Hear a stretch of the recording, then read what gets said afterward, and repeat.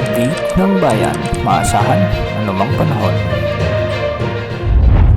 Magandang araw po sa ating lahat. Ngayon ay araw ng Sabado, January 17, 2026 at narito ng pinakahuling update sa Bagyong Ada at sa magiging lagay ng ating panahon. Lumakas pa ang Bagyong Ada habang ito ay nasa Philippine Sea, silangan ng Bicol Region. Huling namata ng sentro nito sa layong 120 kilometers hilagang silangan ng Catarman, Northern Samar o 175 kilometers silangan ng Huban, Sorsogon.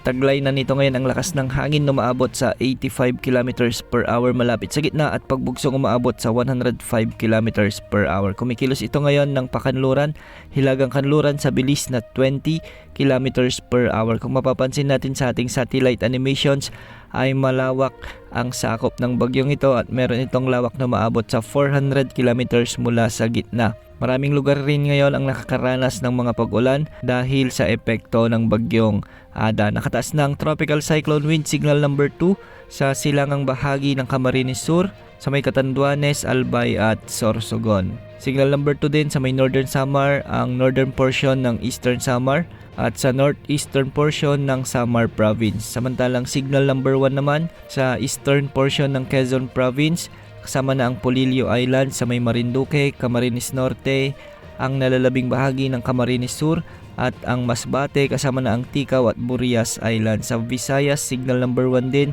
sa nalalabing bahagi ng Eastern Samar, nalalabing bahagi ng Samar Province, sa may Biliran, Leyte, Southern Leyte at northern portion ng Cebu, kasama na ang Camotes at Bantayan Islands. Sa Mindanao, signal number 1 din sa may Dinagat Islands. Mag-ingat po ang mga lugar na ito dahil makakaranas na ang mga lugar na ito ng mga malalakas na pag-ulan at pagbugso ng hangin dulot ng direktang epekto ng Bagyong Ada. Para naman sa latest forecast track ng bagyong ito, ngayong araw ay kikilos ng pakanluran, hilagang kanluran ang bagyo bago ito kumilos ng pahilagang kanluran at inaasahang liliko ito ng pahilaga bukas January 18. Simula bukas ay inaasahang kikilos na rin ang Bagyong Ada ng mabagal sa mga karagatan silangan ng Southern Luzon at makikita dito sa ating forecast track na posibleng dumaan o di kaya naman ay lumapit sa bahagi ng Catanduanes ngayong hapon hanggang bukas ng madaling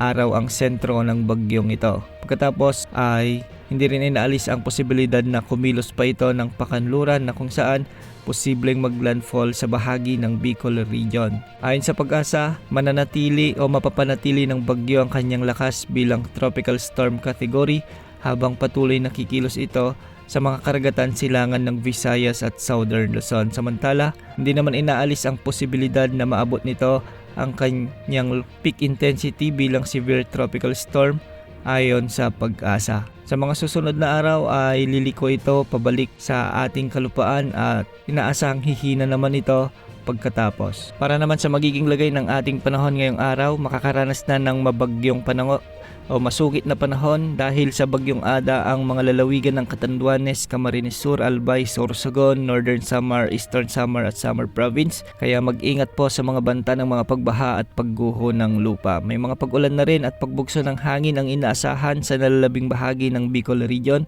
ang nalalabing bahagi ng Eastern Visayas, Quezon at Marinduque. Dulot pa rin ito ng Bagyong Ada. Samantalang maulap na papawirin at may mga kasamang pag-ulan at pagkilat pagkulog ang inaasahan naman sa Zamboanga Peninsula, nalalabing bahagi ng Visayas, nalalabing bahagi ng Mimaropa, Camiguin, Agusan del Norte, Dinagat Islands at Surigao del Norte. Dulot pa rin ito ng direktang epekto ng Bagyong Ada. Samantala malamig na panahon, maulap na papawirin at may mga kasamang mahihinang pag-ulan naman dulot ng amihan o northeast monsoon ang inaasahan sa Cordillera Administrative Region, Cagayan Valley at Aurora. Ganitong panahon din ang inaasahan sa Ilocos Region, nalalabing bahagi ng Central Luzon. Sa nalalabing bahagi ng ating bansa kasama ng Metro Manila, localized thunderstorms ang inaasahang makakaapektong weather system. Tabayan ang mga susunod na update sa Bagyong Ada. Yan ang latest sa lagi ng panahon. Ito pong weather update ng bayan, maasahan anumang panahon.